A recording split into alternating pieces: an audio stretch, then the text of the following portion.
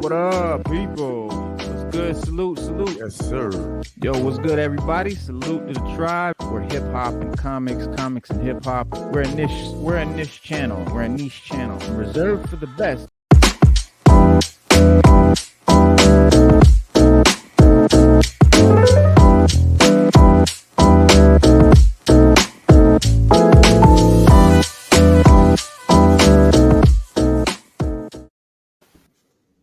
Welcome, everybody. This is the sixth element of hip hop. I am your host, Reno Noir. This is my co-host, Stu Dog. What's up, Stu? We have two very special guests in the building tonight. James Babineau and Scott. Scott, I'm sorry. What is your last name? Humes. Okay, Scott. It just says Scott, but there you go. James Babineau, Scott Humes, the writer and creator of The Lost Gardens, new indie comic series. So we're going to talk to them about their new creation. And then after we get done with that, we're going to definitely go into the Boba finale and talk about how it made my eyes bleed. We'll get into that.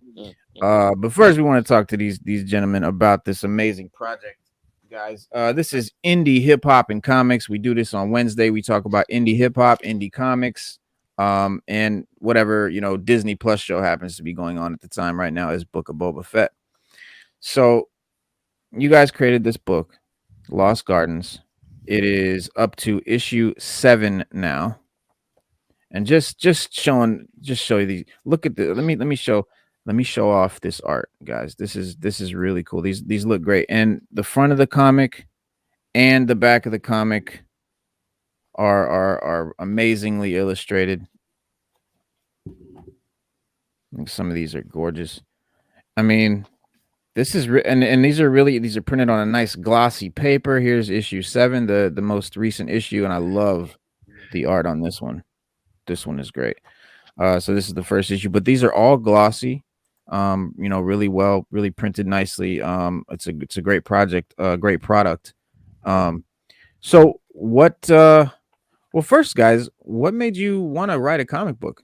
I mean, besides every kid's dream, but what made you say I'm gonna pull the trigger on this?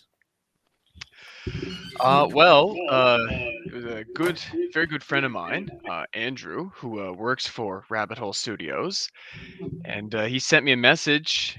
Geez, this would have been, what did he say, Scott, the summer of 2019? Yeah, Thereabouts? or maybe it was yeah, I think so, right? Because Wow. yeah, And so he sent me a message and he said, we're working on this project, and was wondering if you wanted to do some writing for it. And I was like, oh well, that sounds awfully nice. and Yeah, right. and well, here we are. I guess 2 to 3 years later, and we're still pumping them out. So Scott, you had the idea and you brought James in as the writer. yeah, that's pretty much how it went. We were looking for someone to work with us on it because I ain't no writer. No, that's interesting because usually the person that creates the comic is usually one that writes the story. Typically. Yeah, I think Yeah, we're a little sure. bit I guess unorthodox in how this came Sure. to be. That's I'm awesome. actually a game developer, and I was Right. working on a game version, I guess, of this project, and I had to put that on hold because we got some, I guess, contract work to do. Uh-huh.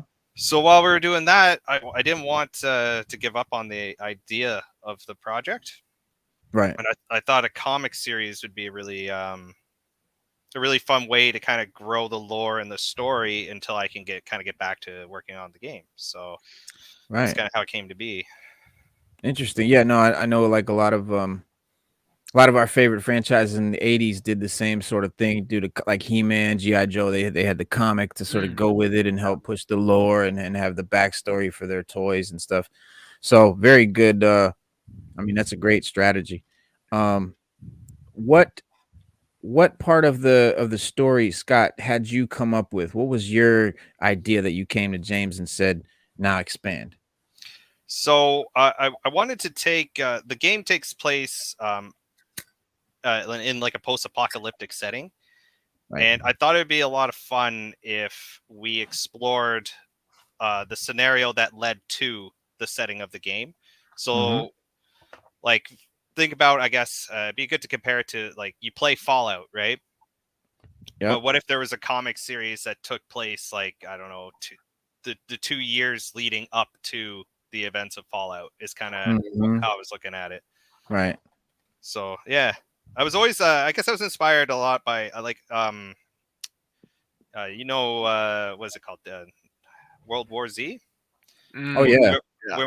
When I watched that movie, Okay. because I really liked, like, I thought the best scene in the whole movie was when, shit hit the fan. Yeah. and Oh and yeah. everyone was like, what's going on? What's going on? And they're all freaking out. When they And were so in like Israel and all that, they started coming over the walls.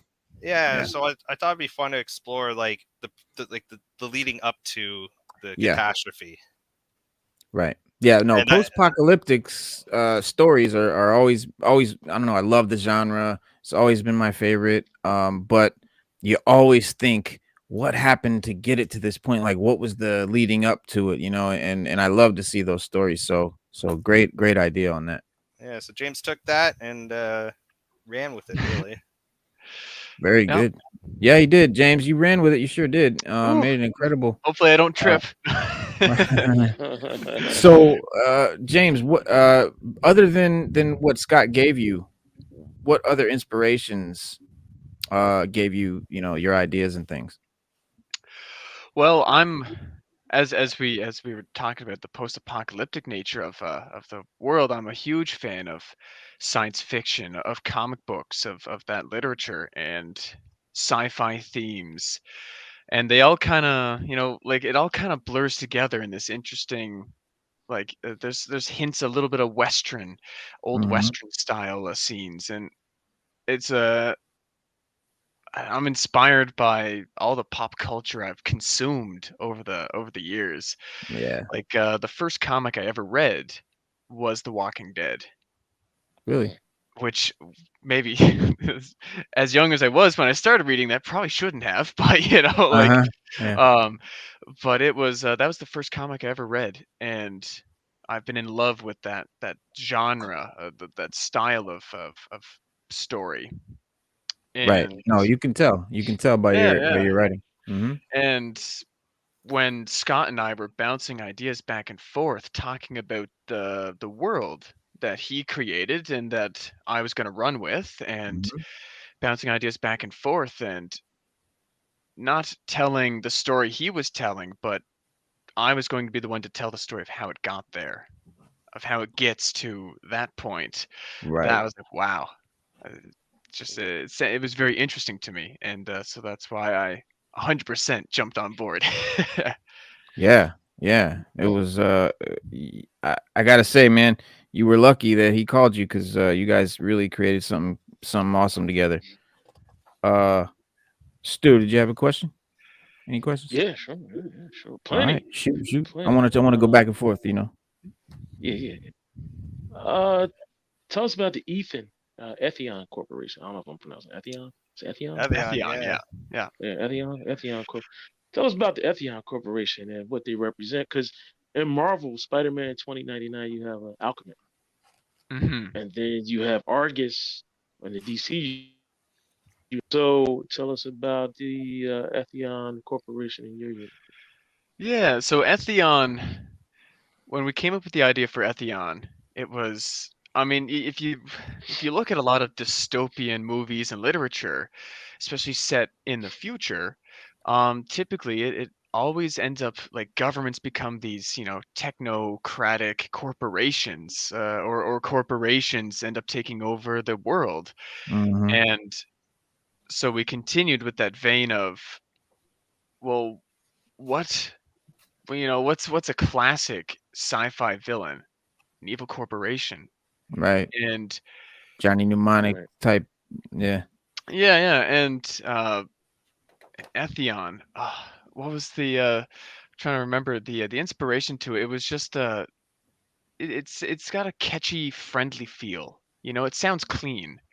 It Mhm. sounds it sounds with the times. Like for Clinical or example, something. yeah, throughout especially the Institutional. first couple issues, you see advertisements for like introducing the new taste bud enhancers, or get some vision, some AR fixes, or implants to boost your knees for construction work. Right.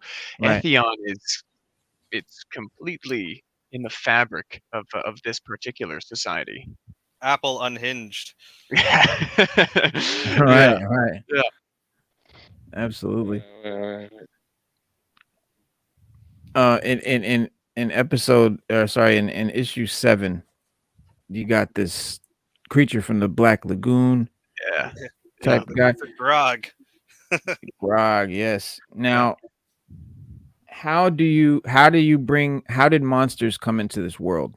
Explain to us how, right? Like how this supernatural or non-human entities came. Yeah, and actually, speaking of the creature from the Black Lagoon, that was a key influence for me because I grew up watching all those old Universal studio films, and so I was like, Right. what if we turn Really, the creature from the they were Black really good. Lagoon, yeah, into Yeah. something horrific, like Mm-hmm. huge, monstrous? Reminds me of One Punch Man Yeah, a little bit. yes, Yeah. yeah, Yeah. yeah. Um, so these creatures, it's to me, the world is like a mix of fantasy and sci-fi. You have Hub City, where the Ethion Corporation rules, and then you go outside the walls. Outside this walled-in city is a unique bio system that has evolved after, thousands of years of some unknown events that have transpired in the lore that, may be revealed down the road. Ah, But you have, I thought to myself, well, if you're gonna have sort of these fantasy vibes, horrific creatures, or even just like predators, evolve over time to suit their biome.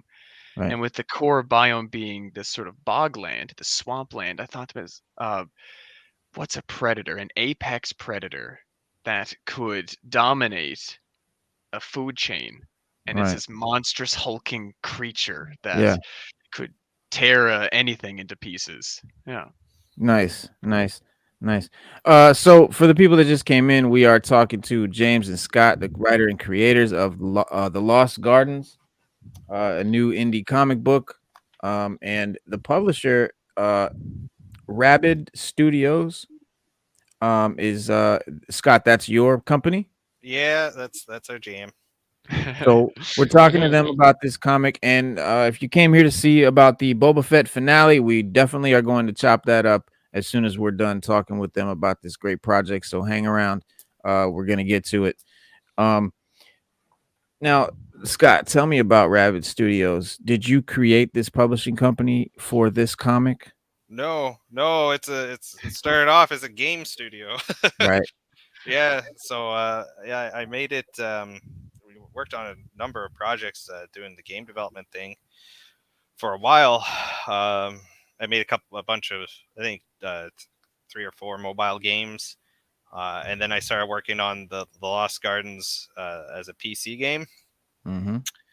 And yeah, so it was primarily all game development, but Mm-hmm. yeah, we And kind of, it I guess we did a ended bit up, of a pivot. I still do game yeah. dev stuff, but comics are kind of becoming our thing now. Mm. Right. That's what I was gonna ask you. Like, you're transitioning from games to comics completely, No, I or don't think I'd ever do that. Games are in my blood. Like that's your life? that's what Right. where my heart is. Right. So I do like what is it? Is it issue number 5? The last page, James? We got the caretaker in there. I think it's issue number 5. I believe it's 5. Yeah. Yeah, he's the main character of the game series, and like I've been getting models produced, 3D models. Yeah, there he is. That's him. Yeah, his name Yeah. is the caretaker. I guess spoiler alert. But, yeah, I'm going to be like I've started to prototype out some 3D environments because I wasn't entirely happy with what we were working on for the game. Mhm. So that's always going to be a big part of what we do. But in the meantime, I got to get the comic walking on its own two legs, if that makes sense. Right. No, that makes perfect sense. Yeah, that makes perfect sense. Tell us about Shawn Myers and the role that Oh he man, plays. he's having a bad day. Yeah, You he's know, the role he plays. How'd you come up bad with day at that the office. character? How'd you come Yeah. up with that character? Because we know certain characters imitate life, and we'd like to know, how'd you come up with Shawn Myers? Well, Shawn Myers,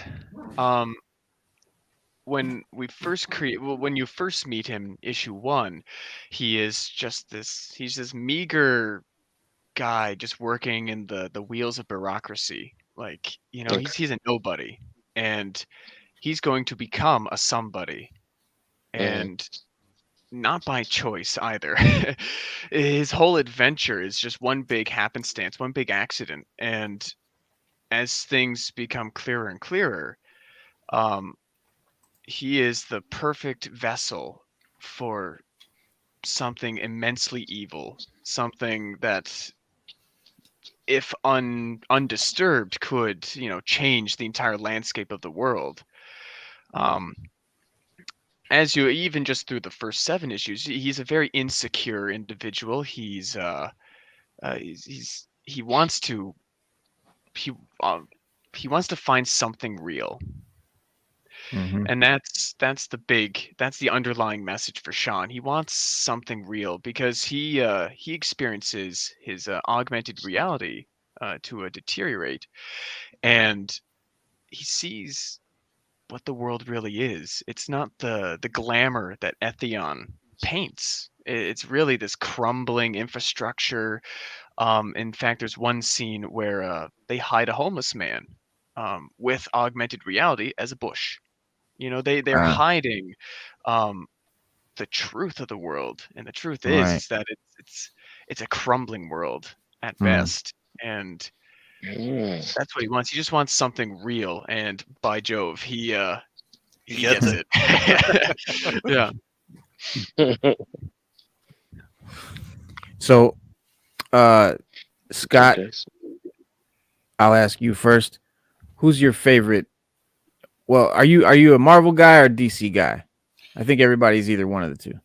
Yeah. I think like I like them both, but I think I would say I'd like more of Marvel's than DC's. Like I think Superman's awesome, but then that's probably about it. No, you're not a Batman fan? No, not really. Not really, to be honest. Okay, I'm sorry. okay. Sorry, guys. No, Not hey, a look. Rorschach fan or nothing like No, that? yeah, Watchmen's good. Batman's okay. I just don't like it when he's like put with the other superheroes because I don't see him in the same category as everyone else. I'm one of those guys, I guess. Right. Yeah, I get that. So who's your favorite Marvel character? That would be Cyclops. Okay. All right. Well, Yeah, at least I you're don't in the know. X-Men realm. That's my favorite. I'm an X-Men guy. I love Wolverine and but yeah, Cyclops is cool. Yeah, I don't know. I know he's not the most popular, but I just I like the cut of his jib, I guess. Oh, and Colossus is pretty awesome.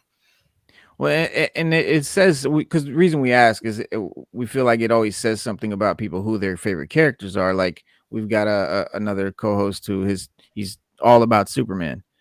And you mentioned you like Superman and Cyclops and Colossus, and these are all the characters that people call Boy Scouty and like just goody type. For the good of man. For the good, right. Always doing the right thing kind of characters. So that's cool. And James. Oh, sorry. Go ahead, Stu.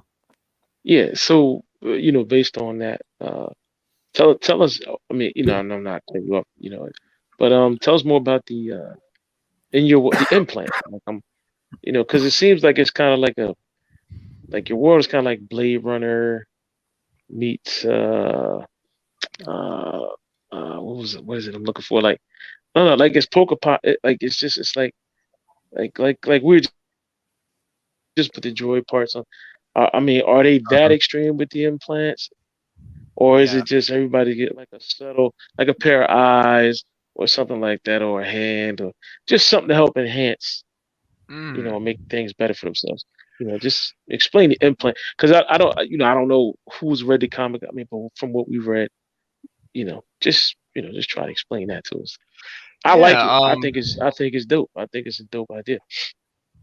When it comes to the implants and the use of technology in their society, Mhm. because even as you go to outside that city, you get a totally different culture going on. Right. That's thank you. I'm glad you said, because that's what Yeah, I wanted to. I'm trying to drag it out. I didn't want to say yeah, yeah. it because I know there's got to be something else more extreme than what we already saw.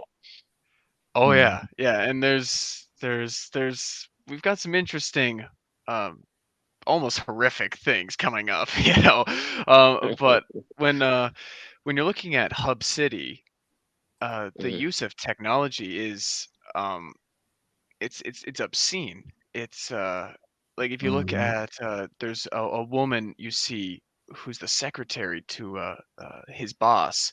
She doesn't have real hands. Her hands have been replaced by metallic hands so that she doesn't develop carpal tunnel. She can type all hours of the Right. day if she wants. Uh-huh. And Oh, um, wow. there's Enhanced for work. yeah, yeah. And so this is a society that has no shame in removing pieces of yourself to enhance your abilities for your work or for pleasure um or some sort Mhm. of elite status. Like Mhm. there was a I wanted to there was one really obscene one where a very elite character at the train station has a fake nose. His nose has been replaced. Mhm. And I'm just trying to think of like what's the most obscene Right. technological implant you can have. Replace your nose so you can smell smells that the normal people can't. Like, Change your and face. Yeah. yeah, yeah. And like maybe he sees smell. Like it's Uh-huh. like you don't know. And it's a weird kind of horrific world that it's very dystopian. It's a very Sure. dystopian society. And you get the opposite of that when you go to Charlotte, which is named after, of course, where I'm from, Charlottetown. That was the inspiration there for that. But uh, yeah, a totally different culture where it's almost like a socialist dream or something like that. If you want to get into the politics or something like that, but Mhm. these are people who care for each other. They've lived there for hundreds of years. I mean, there's bad people who live there too. I mean, there's good and bad. Every society has it, but it's a totally different world, and they've managed to succeed in this swampland where Hub City is this horrific technological nightmare. And it'll be interesting. I don't want to say too much, but you will get a Right. reason as to why these two worlds exist and what other worlds exist beyond just the two. Right. Yeah. Mhm. That's yeah. Cogswell. Tell us about Cogswell. Oh man, I can't wait for us to go to Oh yeah. Cogswell. Cogswell. That's like picture like or or whatever you can tell us about Cogswell. yeah, yeah. You I can say mean, you don't the get hint I would a give lot of way. is like picture the industrial heartland of this technological nation. Right. Um, just like if you can picture like just factories smoking the skies, like the Pittsburgh. skies turn green. Pittsburgh, there you go. um, and like you just think of like an industrial society that's I I mean, almost borderline enslavement, like these people are working exclusively for the betterment of Hub City. But it also will have its own technological um, challenges as readers will eventually see. Yeah. Right. Yeah, I kind of see Cogswell and Hub City being like cut from the same cloth, but rival cities. Like, Mm, oh, you're from Cogswell, we're from Hub City. Like that kind of yeah. Uh-huh. relationship. Uh-huh. Cogswell is going to be, I think, in the mountains, like a Hmm. mountainous type location, which will be fun. Yeah. Okay. Absolutely. That's dope. That's dope. So James, now James, same question to you: DC man or Marvel man? Oh, it's a toughie. It's a toughie. But as a very avid comic reader, I still consume. I go to the store every Wednesday, right? Like, I'm still consuming. But DC Comics, that's my bread and butter. That's where I lie. Now when See, it that's comes to Stu's DC, I'm hey, Marvel. there you So go. we got you. Yeah, and I mean, when it comes to Marvel, I prefer sort of more the MCU, the film aspect of it. But DC Comics, I mean, I grew up a Batman fan from day one, Right. and Now, he's the as a guy. Batman fan, do you think that Jarro was his greatest sidekick? I don't, but I'm just asking. Do you? Greatest sidekick? No, but Yeah. as an Somebody said that amazing last. piece of Yeah, yeah, comedic writing somebody from said Scott that. Snyder, that Mhm. was brilliant. Like him, that those couple scenes where him picturing himself as Robin, Yeah. like The ah, starfish with the suit on. It was awesome. yeah. Well, I was like, you gotta look at it like this when you read that. Okay, Batman. What a lot of people don't realize is Batman when he had a sidekick, Dick Grayson. He treated him more like a son. He was very protective of Dick mhm, than a sidekick. But now that he has a son, he treats Damian more like a sidekick than a son. yeah, And it's wild. a lot of people don't grasp that. They don't grasp that. And so when Mhm. you throw Jarro in there, Batman never looked at him as being a sidekick, but Jarro looked at himself as being a sidekick. And Yeah, he Yeah. looked at himself as being like Batman's son. But we yeah, all know that Batman doesn't treat, we all know he never treated Damian like a son. He literally treats Damian like a sidekick. mhm, He doesn't admit that he's not his son or anything like that, or doesn't care, but he treats him more like a sidekick than a son. Whereas in Dick Grayson, he loved Dick. He took up for yeah, Dick. He protected Dick. When they would go out in the field, if Dick did wrong, he would get on it. He was like, "Yo, what is the problem?" Get on the dick. And yeah, he would get on him, and they would kind of get into it, which is one of the reasons why he left and became Nightwing, because he was like, "Look, man, I'm tired of living in your shadow." You know what I mean? And it's not even that; it's just I'm a lot better than you think I am, so I'm gonna go, Yeah. out here to Bloodhaven, and I'm gonna do my thing. mhm. But but Batman, what do you think of the new Justice League?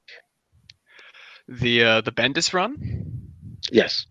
It's I'm a couple issues behind, but he's his writing style is very it's very modern. Like Mhm. or it's trying to encapsulate perhaps a slightly younger audience, like much like his Legion run last year, Right. or I guess the year before. I don't know. The years slip by now, but I really enjoyed his Legion run. It was a shame that it only ran 12 issues. Right. But I think it was really useful in promoting the character of Naomi to the more mainstream, Right. because like that's a character who maybe not every DC fan or comic fan knew, and then everybody reads Justice League, and because that's one of their Mhm. titular titles, and Mhm. you've now brought Naomi to the in fact I think Naomi has a TV show now, so it's an interesting Bendis is using his characters to fulfill his character I guess dreams of building up on those characters that he worked on. Mm. Now, in your book, would you compare the last stop to Bartertown? Ooh, oh, that's interesting. Hmm. Um, Yes, it is. Yes, yeah. sir. Putting you on the spot here. Putting you on the spot. I would need just a. I'm not ultra Because at familiar. Bartertown you had the under part with Master Blaster, Yeah, and then you had the people that lived on top. So would you compare? Because Sean gets caught under last stop, mm, right? he Yeah, does. and It's like those then tunnels. yeah, under the tunnels, right? And then he meets Fear. Yeah. Um, but now, would you consider Fear to be like the Master Blaster of the last stop? Oh yeah, yeah, yeah.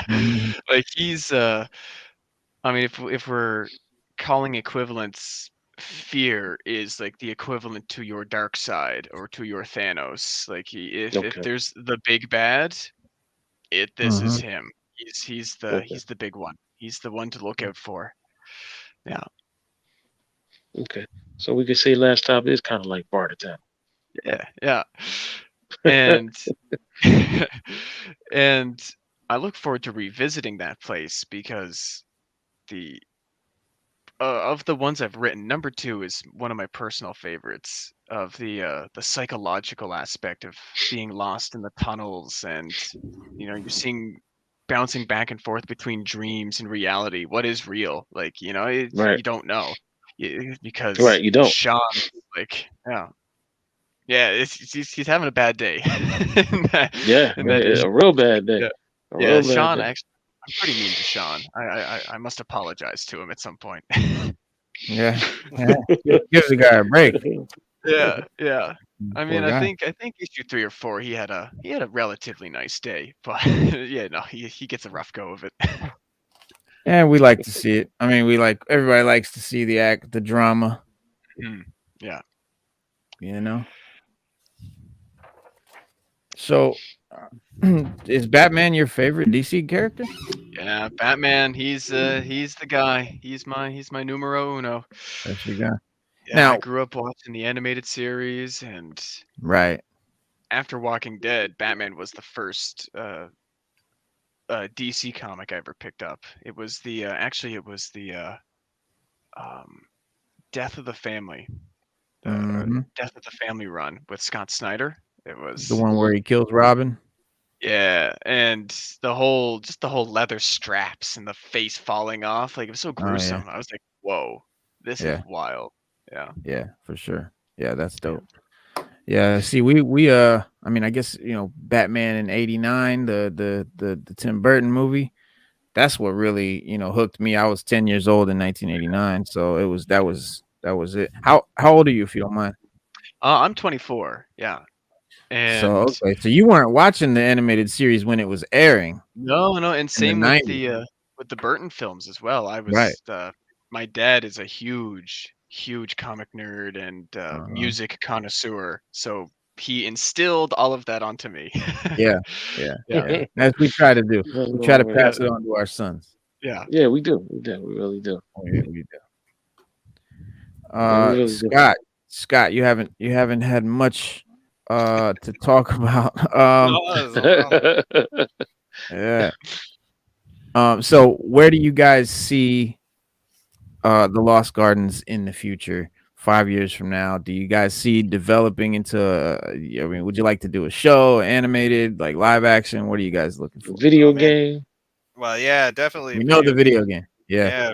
I would love to do a show. We made 2 motion comics because I thought it'd be fun way to kind of try to promote the series.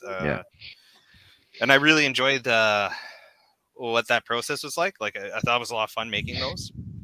Right. So I want to make more of them, but I feel like it would be a really good fit for a show format. So that would definitely be something I want to do. It's not something that I want us to. It was never going to be a one and done type series. Like when me and James first started talking about this, I told him, like, I need this thing we need to keep making this until I can finish the game. So, like, how many issues is that? I have no idea. So we're just going to kind of keep going, right? Yeah. There you go. Well, guys, Book of Boba Fett, the finale. We gotta get into it, man. Have you guys? I don't want to spoil it. Have you guys seen it? Are you guys watching it? I've seen. Actually, I just watched the finale maybe 2 hours ago. Yeah. Oh, nice. So same here. I watched it about 2 hours. Scott, you haven't seen it? Not yet. Actually, when we get done here, I gotta put the kids to bed soon, and then me and the wife are gonna probably turn it on. Yeah, we're gonna go heavy spoiler. I don't know if you Scott, everybody in here is like, wow, like everybody's like, Yeah, we're gonna have to. I mean, I don't know if you want to hang around or not, Scott, because we're gonna definitely spoil it. Oh no, that's fine. Spoil away. Spoil away. All right. Scott's like me; he got to see for himself. Yeah. Yeah, that's the way I feel about it. But I know some people get really upset about it. I posted, like I said, I posted an image on Instagram. The scene where kind of Boba Fett looks like he's about to mount Mandalorian from behind. And I just had to screenshot that. I was like, it's too good. And I posted it, just saying how I kind of didn't like this one. And a couple of people were like, "Hey man, it's too early, no spoilers." I'm like, dude, I didn't say anything. I just said I didn't like it. But people get upset. People get excited about it. But what was so we figured that in the last episode when Luke gave him the choice, choose the ball and you will join your mother in death. We kind of prophesied that Grogu would choose the chainmail and go with Din Djarin, and so he did. And so that was cool. It's a lot of good stuff about this episode. But I know it's a smart move. It's a smart move on his part because right now, start with the apologies, guys. It's a smart move on his part because right now, according to the comics, Vader was really heavily hunting down and successful every Jedi he met. Like they were sending out scout droids and everything, and they were finding them. So for him to hide out as a Jedi, for you to hide out would have been the best thing. Like Kyle Kestis, he was hiding out. He was doing scrap work for the Empire. Like he was, no one knew he was a Jedi. Yeah, Order 66 is real. Right. Before we do dive into it, I do want to let everybody know that you guys can find the Lost Gardens on Kindle, and in 31 stores right now, physically. Yeah, and growing. I'm always at it. And right, and what's your guys? Where can they find your website or find you on Instagram? Well, on Instagram, I think it's at TLG. Let me check here. I'm as you know, I'm a little bit archaic in the technical world here. Nothing wrong with it. You're not the only one. Yeah, Comic TLG. COMICTLG. And the website is rabbitholestudios.ca. So like you can order physical copies yourself if you want, and that'd be cool. But I always try to encourage people to reach out to their store because then you don't have to pay for shipping costs for one issue of a comic. It's kind of crazy, right? Right, definitely. So, all right, guys. So, yeah, make sure you guys check out the Lost Gardens. You'll be happy you did. So back to Boba. Angelo, I'm sorry in advance, but I'm gonna trash this thing. I gotta go in. It was bad. Like it was bad.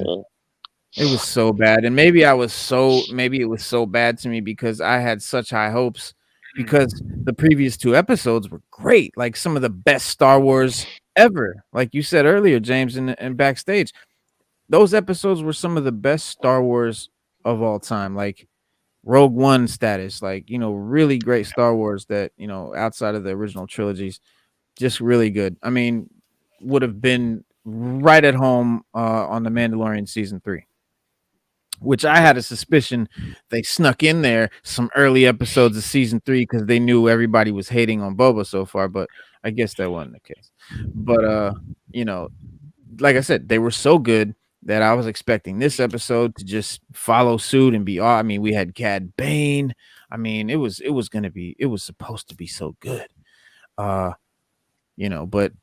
the choices that Robert Rodriguez and the crew have made on this series, I just don't know what they're thinking. I don't. It's like I think maybe Robert Rodriguez, sees Star Wars as something for really little kids because, like Stu called them the Teletubbies, the cyber tubbies. Yeah, on the candy painted Vespa scooters. I mean, God. When you go to Tatooine, everything's like a drab, brownish, gray color. These guys pull up on bright red, neon colored, purple speeders. And green, and it's a total contrast. They like with this. Right, you like, yo, where these guys get these things from? Like everybody else's joint, nobody has a colored speeder. Yeah. in You the would think history of you'd Star see more Wars, paint. that was right. Yeah, Lime green, like nobody does that. These guys taking it to another level. They should be on Maybe Harleys. maybe they yeah, you pretty got much. Like you like wow. like I could see him on Coruscant maybe, flying around in those things for sure, but not Tatooine. It just doesn't make sense. But they were, and I don't know who to blame, the actors or the writer or what, but it just came off like a CW show, like a straight up network TV CW, just TV level of special effects. I mean, when they took off on the bikes in this episode, and we're speeding through town, it looks pretty cool right here. Like these, and I got a few of the screenshots from the end of in the credits when they show the art, and because I love those, It's always really cool. What do they call it? Prototype, not prototype. Concept art. Yes, Concept art. Concept art is great. And they make it look cool. Like this seems like it looks really cool, but in the show it does not look cool. It's very bad, and you can tell they're just like sitting there stationary in front of like a green screen. It doesn't even look like they're moving. It was bad. It was so bad. Oh my god. And it just kills me, man, because I really, really wanted to like this. I really did, and I know there's a lot of people that loved it, and maybe maybe it's me, but like I said, man, I posted that thing on Instagram, and a whole lot of people agree with me. A whole lot. It was like 2 people that didn't agree, and it wasn't that they didn't agree; they just felt that I was posting too early. But people seem to agree that this was not a good show, and it sucks because it's Boba Fett. Like it's Boba Fett. Like this is the badass of Star Wars. This guy is supposed to be, a ruthless bounty hunter, mysterious and dark, and they turn him into this like soft grandpa, kind of guy. He's just, I don't know. It was just. Well, Cat Bane said it. Cat Bane said, you're gonna soften your old age, and he admitted it. Yeah, and Boba admitted it. He was like, "Yeah, you're right." He said, "We all do." Yeah, we all don't, Boba. We all don't. Look, Fennec Shan is way more gangster than Boba. Oh yeah, Bane's older than him. Right. Cat Bane's older than him, right? Older than him, but she's younger. Right, but she's younger than Boba. She is younger. I Cat give you Bane's that. older than him, but Cat Bane's still gangster. He's still. Oh yeah. It's Boba Fett from Return of the Jedi. He got knocked into the Sarlacc pit. Yeah. How much time went by? He's been in the Sarlacc pit, what, for decades? No, he couldn't have been there that long. He just fell asleep. He woke up. He hasn't eaten anything. He couldn't have been there that long. So it's pretty much the same Boba that we saw in the original trilogy. He should be the same guy. He comes out this guy, and then he was with the Tuscans for maybe a few months or something. It seemed like not long. It's not like he aged dramatically between then and now, and the character was just not Boba Fett. It's not Boba Fett. Like whoever that was that they wrote, it's not Boba Fett, and it sucks because long-time hardcore fans, like I was born in 1979. I was in the theater when the second and third movies came out as an infant, and I watched them growing up as a toddler on HBO and on VHS. Like I grew up on movies. Boba Fett was always a badass. He was always mysterious and dark and brooding, and he didn't say a whole lot, but he was, he like Han Solo was cargo to him. Like they didn't care. Like he was just a beast. But and then some of the aliens they came up, like they got these dog face guys. Like, come on. What is that? Star Wars never did that. That's something Disney did. Like the guys they look like bulldogs. Yeah. What is that? Arya Bard. Like, come on, dude. What is this even? The makeup was pretty good though. It was well done. Was the special effects. Look, I'm not completely 100% bashing everything about the show, but for the most part, it was just bad. And maybe it would have been better if it wasn't Boba Fett, if we didn't just come off The Mandalorian, which was phenomenal. You know what I mean? It's like, and Boba Fett was so good in that show. It's like, maybe it's Dave Filoni not being here. It's Robert Rodriguez being here. That's the big difference here. And maybe he just isn't up on Star Wars. Like, Disney said, they're quoted as saying, "We purposely hired writers that were not Star Wars fans." for the Acolyte and those other shows. Like, and why would you do that? Like, why would you do that? To get a fresh, bro?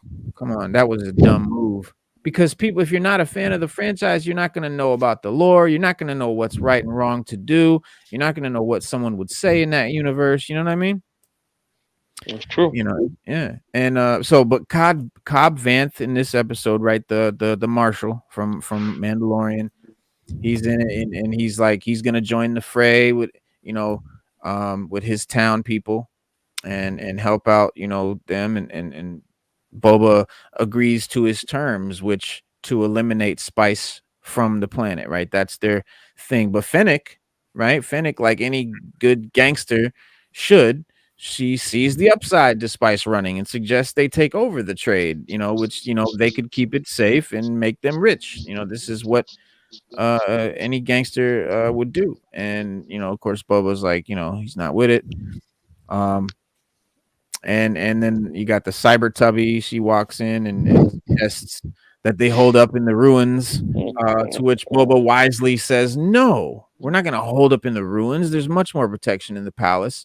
And she says, but, you know, he's like, we'll die in the ruins, you know? And she's like, well, we stand with our people. And Boba's, okay, we'll stay. Yeah. Well, she was right, because they survived. She was well, right. They did survive, but I don't know how right she was. I think they would have done better in the palace, but who am I?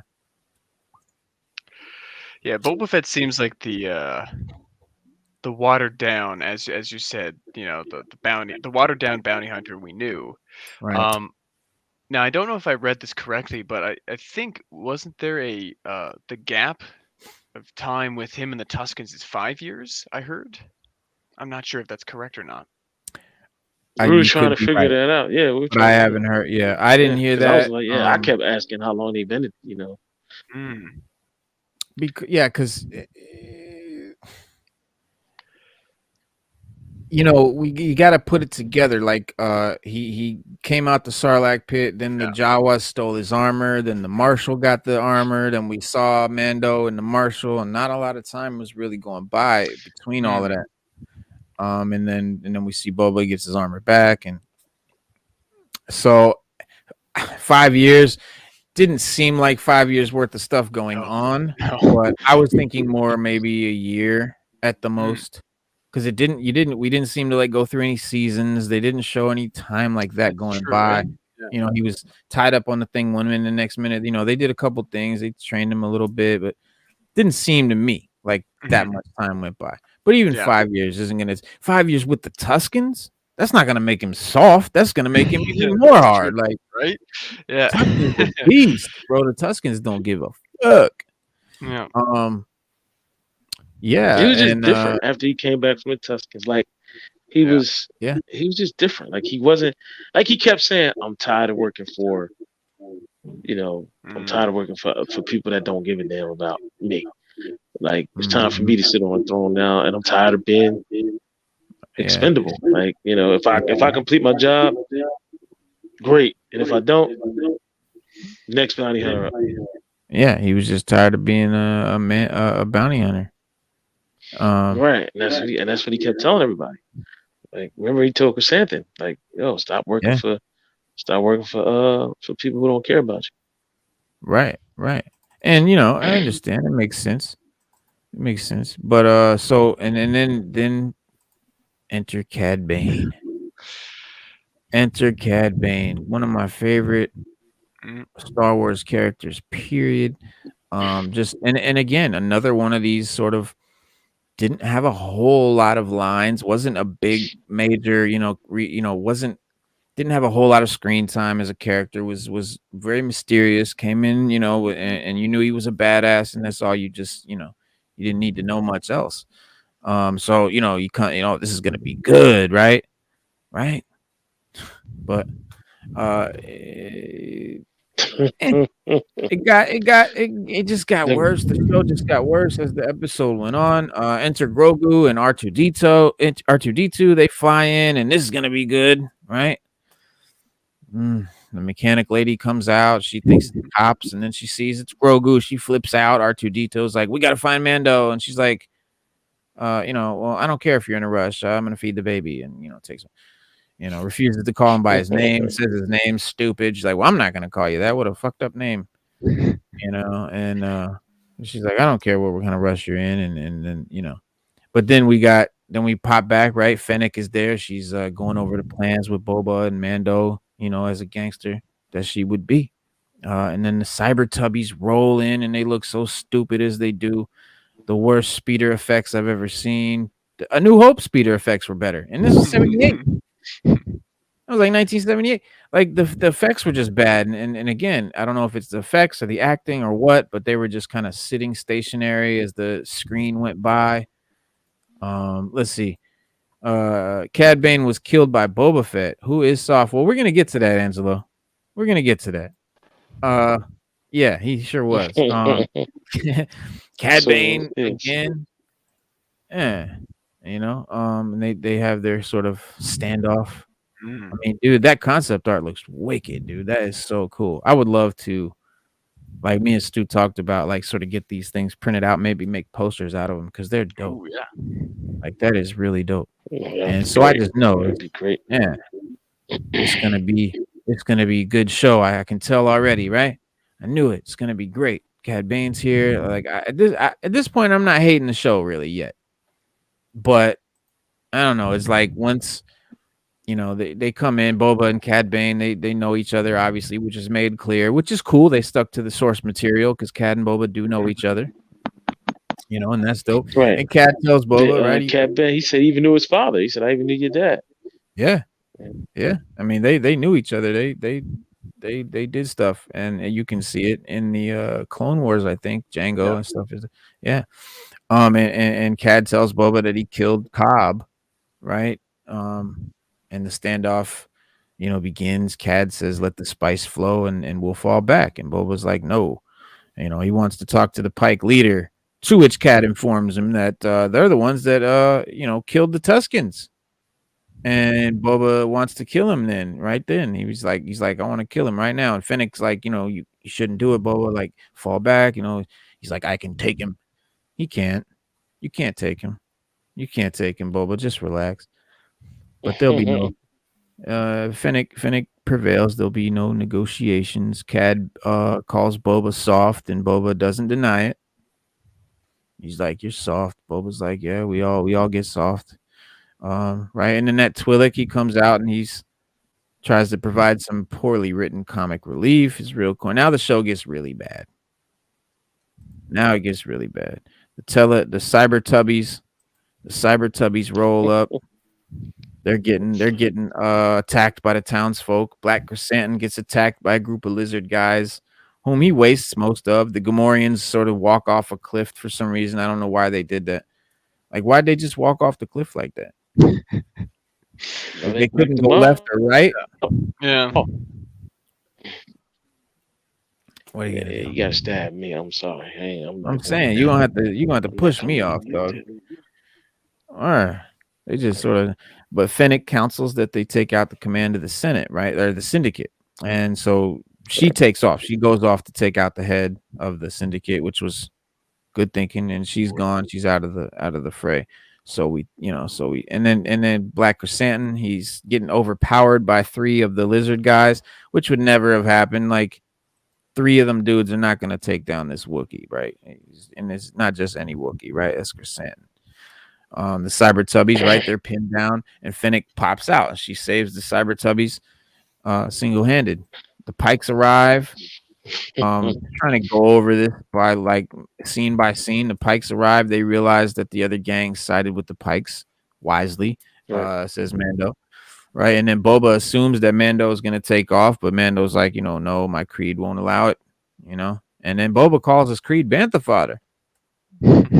What a dick. Yeah. Like that. Yeah. But what are you gonna do? Yeah. Mando's like, this is the way. And Bantan Poodoo. Yeah.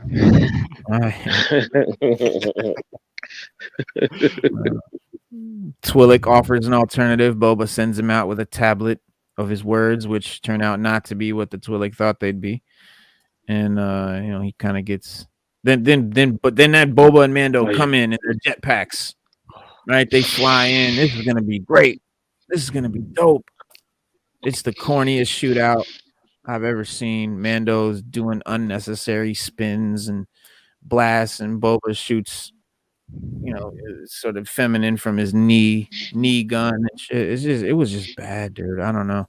Then Boba proceeds to mount Mando from behind in one scene. You guys, I don't know. Look, maybe I was smoking too much weed at the time, but I was really analyzing this show, and it was not good, man. I was not impressed. But Angelo says, I just hope y'all don't bash the Obi-Wan show. Listen, we didn't bash Mando. We praised the hell out of Mando. If it's good, it's good. I don't know. I think it's coming the 4th because they said the 4th. May the 4th. Yeah, May the 4th. Yeah, they kind of leaked that out a little bit, saying that May the 4th might be the day. That is a Wednesday, May 25th. But yeah, May the 4th is a Wednesday. That's the day that they always do their shows. It's May the 4th, right? That's the Star Wars holiday date. May the 4th be with you. So it would be cool if it does come out May the 4th. But I do think that does sound right, Angelo. I did hear the 25th as well, so we'll see. Yeah, I think they dropped an official poster a few hours ago. It looks pretty dope. Yeah. Oh, dude, it looks great. I can't wait. I think it's going to be awesome. I hope it's good. I hope it's good because you guys are really disappointed with Book of Boba Fett. Yeah, I mean, if it's not good, we'll let you know. Good. If it's not good, I'll be right there watching it right beside you. This episode I thought was okay. I thought this episode was okay. Could have been better, yeah. But I didn't like the ending. I didn't like the way it ended. It kind of I don't know, leaves you we should add one more episode, or I don't know. To me, I left the episode okay, well then what was it all for? You know what I mean? Because they just leave and then No, I mean it was a bad fight too. The whole shootout. To me, I think it was the whole shootout scene. The whole battle scene was just really bad. The rest of the show wasn't that bad. It's just that battle scene was just so fucking terrible to me. Everything with the cyber tubbies was horrible. It was just bad. It was just bad writing, bad choreography. So what did you think about the Rancor? What did you think about the Rancor monster? Oh, the Rancor. The Rancor comes in, and I think it's gonna be dope because he pops out he's all Rancor Kong, right? He's like King Kong. He's coming out. This is gonna be dope, yeah. And then Boba's riding him, which Boba rides giant beasts. That's something we know from the holiday special from the original cartoon with Boba Fett. He's riding that big dragon. That was dope. Which another thing that I picked up on was the Mandalorian, how he's got that rifle with the tuning fork on the end. Right. That was what Boba Fett carried in that cartoon. That's the only other time we saw that show. You saw it. Yeah, it was. Yeah, it is. Yeah, that is what he carried. Yeah. And the rumors state that when Favreau came to Disney, he wanted to make a Boba Fett show, but they didn't want to give him that character. They didn't know what was going to happen. So they were like, you can do the show, but it's got to be a different Mandalorian guy. So they made Mandalorian. It was going to be a Boba Fett show. And then, Mandalorian did so well. So, of course, they're like, yeah, now take Boba Fett. And look what they did with it. I mean, just. I think we're gonna see another season of the Book of Fett. What happened to the Mandalorian lightsaber? Did y'all peep that? Yeah, you know what? That was another thing. Okay, so the Rancor, you were asking me, Stu, it looked bad like everything else with Boba riding him. But yeah, Mando tries to chop the force field a bunch of times. He chops at it, and then he chops at it again, and then he chops at it again. He chops at it 4 times, and then he's like, oh, I can't get through it. You couldn't tell that the first time it bounced off, but then he shoots at it with his pistol, obviously going nowhere. And then, they try to, but Chrysanthemum blasts out a few times. They try to break in the thing, and then eventually he gets through it and, stabs it directly with the saber, which does kill it, chops it up, which is dope. But yeah, the Rancor thing, it was all right. It was cool to see the Rancor. The Rancor had Hulk level strength, right? He could just tear the thing apart. That was pretty cool. I mean, it was cool. But you know, like I said, man, it was just bad action scenes, just one thing after another. I was just like, man, this is corny as shit. It was just as bad as the rest of the show, the rest of the series. The series was not well done. It was not well written. Boba Fett was not a good character, but you had great moments like episode 5 and 6. Phenomenal. Some of the best Star Wars we've seen. You have you know, Grogu is back with Mando. That was dope. And then Grogu put the Crocodile Dundee on the Rancor, right? Calmed him down. Crocodile Dundee style. You know, of course. Yeah. Of course. You know, Grogu was out there doing his thing. Yeah. Right. He did his thing. Yeah, he did the Crocodile Dundee. So what do you think is going to be? You think when the Mandalorian comes out, it's going to be okay, or you think it's going to be better than last season?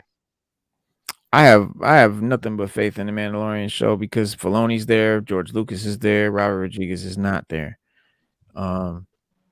It's just it was great. The show was great. He did some good movies though. He did dude, he's a great when I heard he was gonna do Boba Fett, I was like, oh, this is gonna be did Dust Till Dawn. He did Desperado. Desperado was great. Like this is why I'm so that was really good. Yes, that's why I'm so confused, man, because he's an action director. That's what he's good. That's what he's known for. But again, I think maybe he heard that Star Wars is for kids, and he just took it to and ran with that, and he just stuck in his mind. Or maybe he's getting soft in his old age. Or maybe he's getting soft in his old age. Maybe he's getting soft. He's going Boba on us. You know, that could be the only explanation. Cad Bane's back. He comes back in. That was dope. I'm like, this is gonna be dope. Cad Bane tries to shoot the flamethrower at the Rancor, which makes it run away like a little scalded dog. Like the Rancor hauls ass. The fire, he can't deal with the fire. Until Mando shoots it in his mouth later, and he acts like it was a breath mint. Consistency here. Consistency. It was Banaka. Yeah, Banaka, right? Yeah. I think he was more afraid of Cad Bane. You're right. Yeah, I think so too.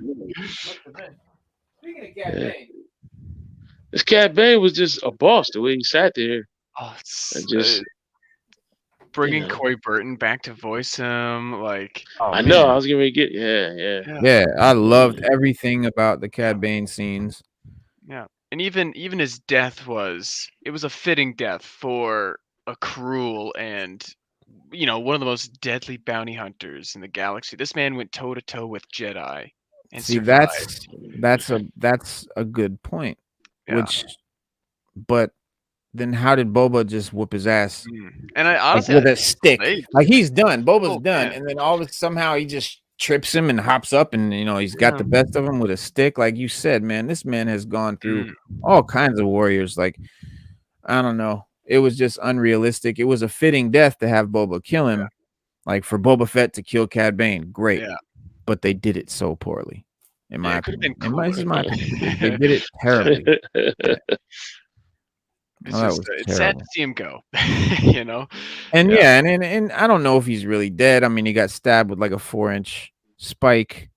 In Star Wars, that's just a flesh wound. Right? He's gonna go. What it does is it does open up so much timeline to potential to tell Cad Bane stories, because we now have he lives from Clone Wars to just after the Battle of Endor. Yes, roughly. That's a huge, and we don't see a whole lot of Cad Bane mostly. Right. He's so mysterious and cool, right? And so we got lots of time. There's lots. Yeah, they could definitely do lots with it, and and there's lots of stuff with comics and books and stuff that we'll definitely get.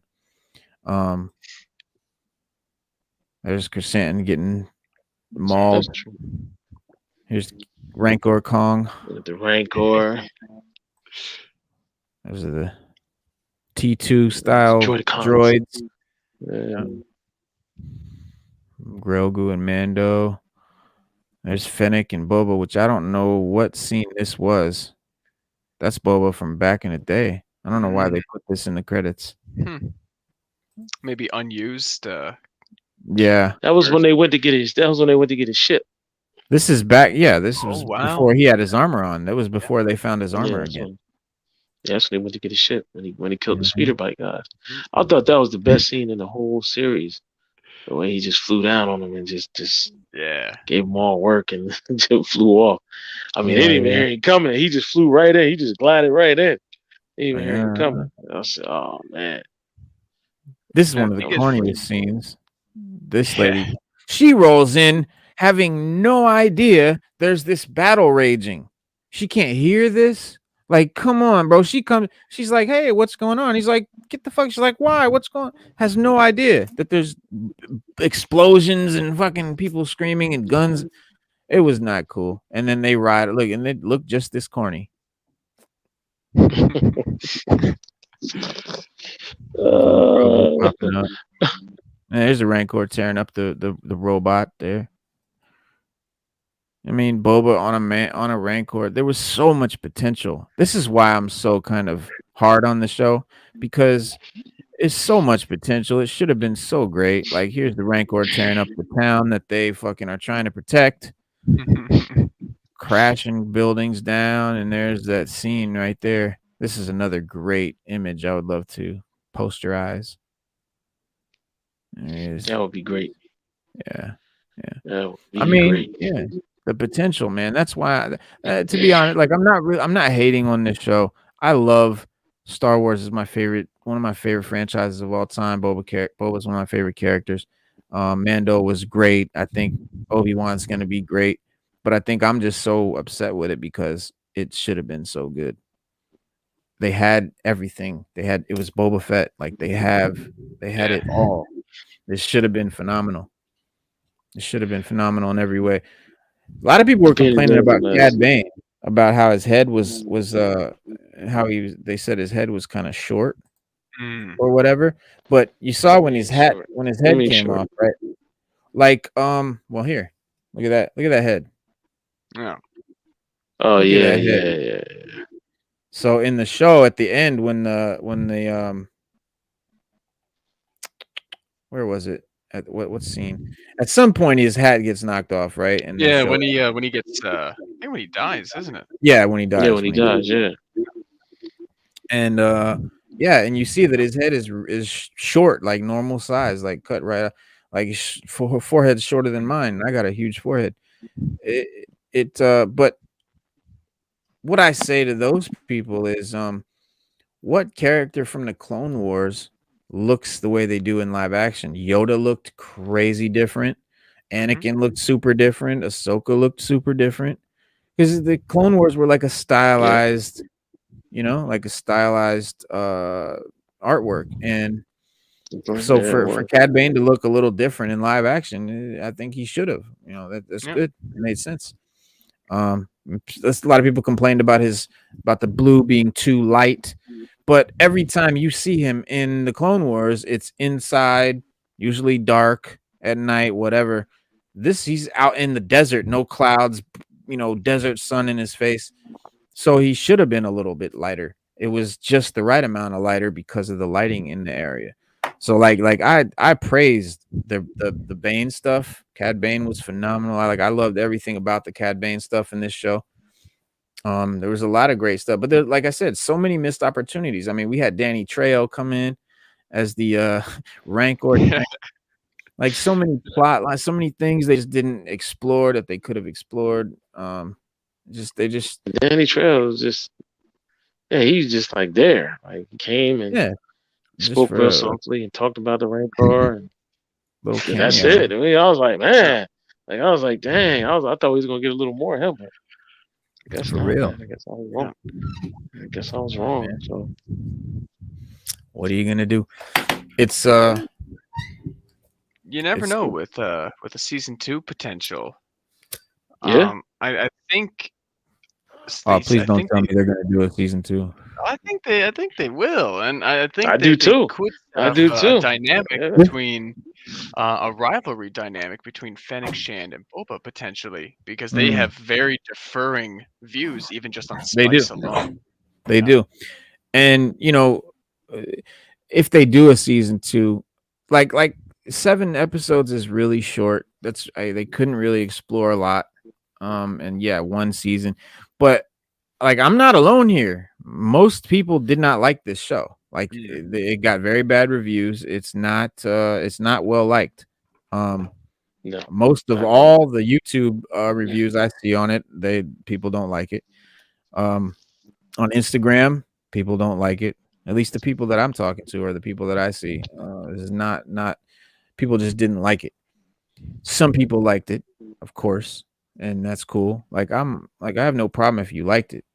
I just didn't like it. So please don't hate me for not liking it, because I don't hate you for liking it. You know, because it was for some people. It had a vibe, it had a style. If you like that kind of thing, it was for you. It just wasn't for me. I like a more dark, more maybe gritty Star Wars, you know, like, and Boba Fett is supposed to be that character. I mean, if you would have told me, bro, that they were making a show with Cad Bane and Boba Fett, you couldn't have convinced me it was going to be anything but stellar. Yeah, because when we first saw Boba, everybody was like, "Yo, like who is that?" And Darth Vader was like, "No, disintegration." We never saw Boba before that. We were like, "Yo, who is this dude?" Like, "Yo, yeah, this is the guy Darth Vader calls when he wants somebody." You know? Yeah, like he was cool looking. He was cool looking. He had that cool armor. We were like, "Yo, like who is he?" And then he, and then he had a cool looking ship. Like, yo, who is this guy? And then he dies the first scene in the next movie, sort of like, hey, he's like, man, this is like, but in Star Wars tradition, that's what happens. Because so it happened with Darth Maul. You know, we saw Darth Maul. We was like, yo, like this Joker is cool. Like we were like, yo, and then didn't even last the whole movie. He was like the only thing that saved that movie. Yeah. Count Dooku. Same fate. Dooku. Yeah, Dooku.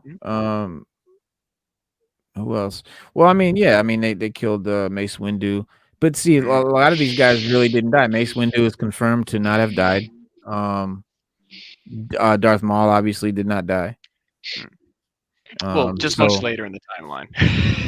Right. He didn't die when we thought he did. Yeah.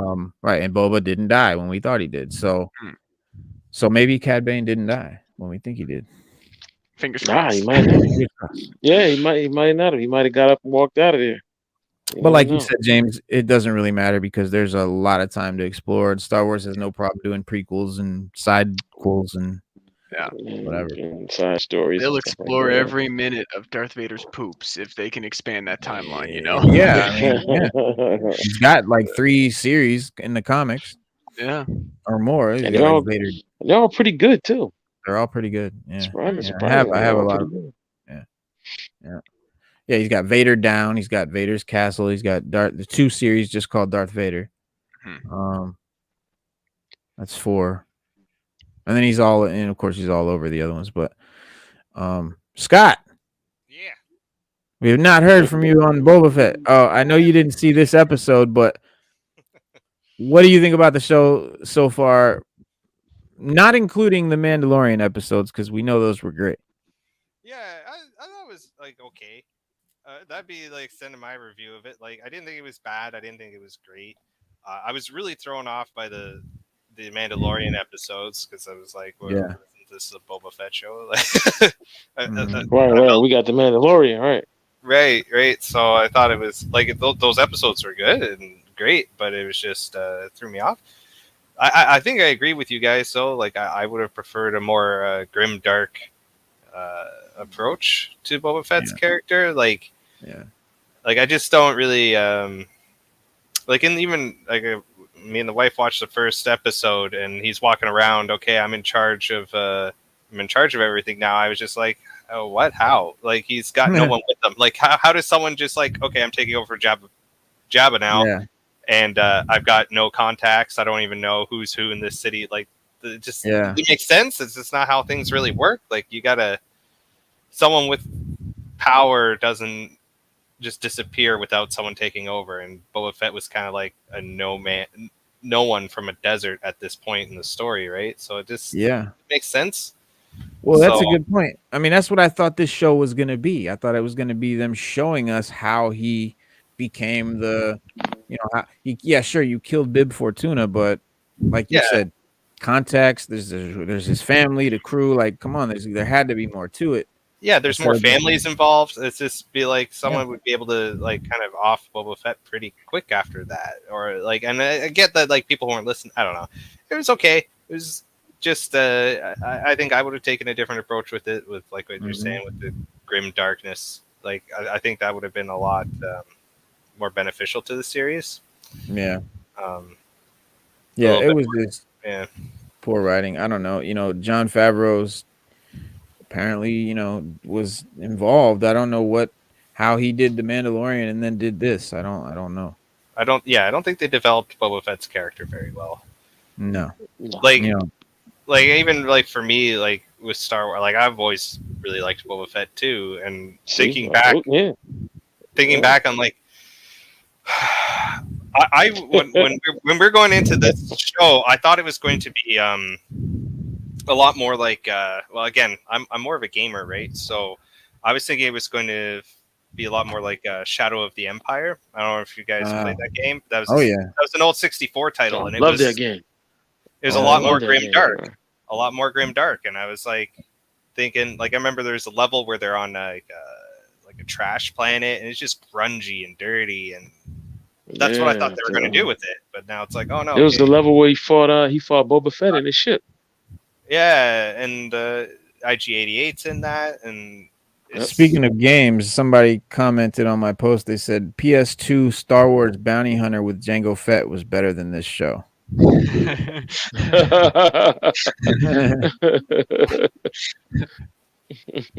good. I can't say he's wrong.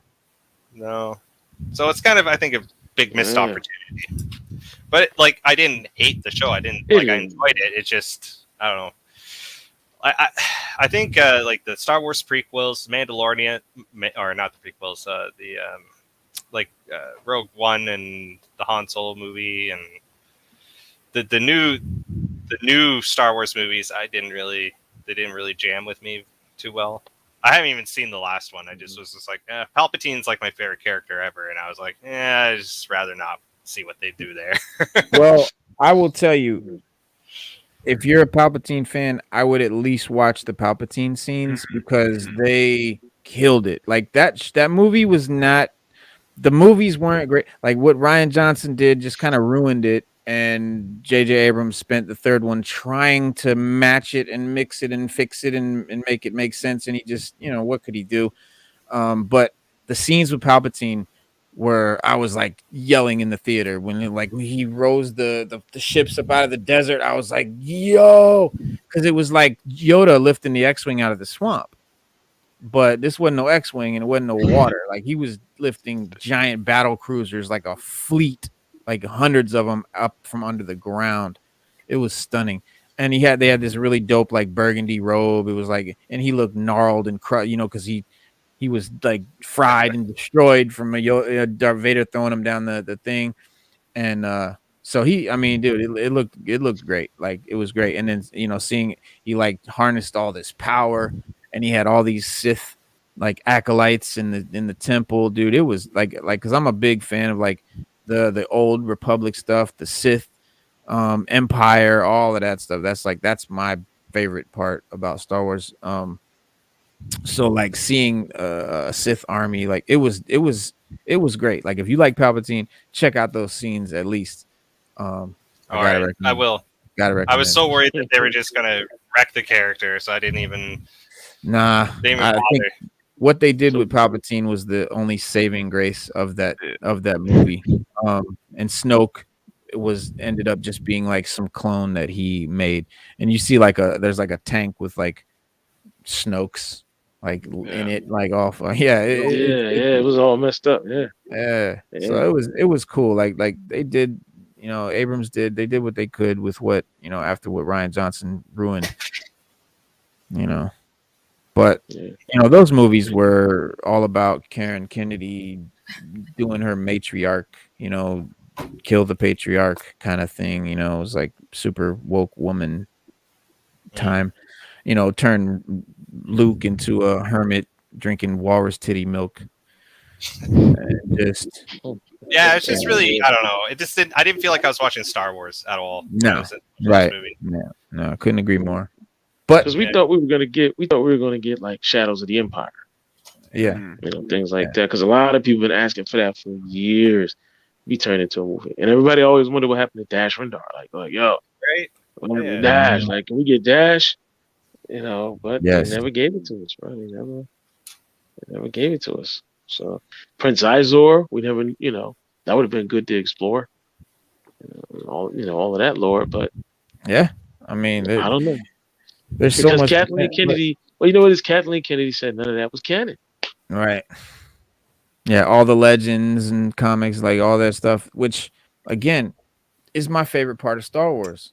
The novels, and the comics and stuff, like Knights of the Old Republic video game. That was a good game. Yeah. Coder People love 2 that is game. my Oh God, Coder people love 2 is that my game. favorite video game, period. Knights of the Old Republic 2 is my favorite video game of all time. Yeah, my son. Yeah, they loved really, that game. they really paved the way for a lot with those games. They did. Story wise, books came from those games, comics. Well, yeah, like even like a whole gameplay novel mechanics. series.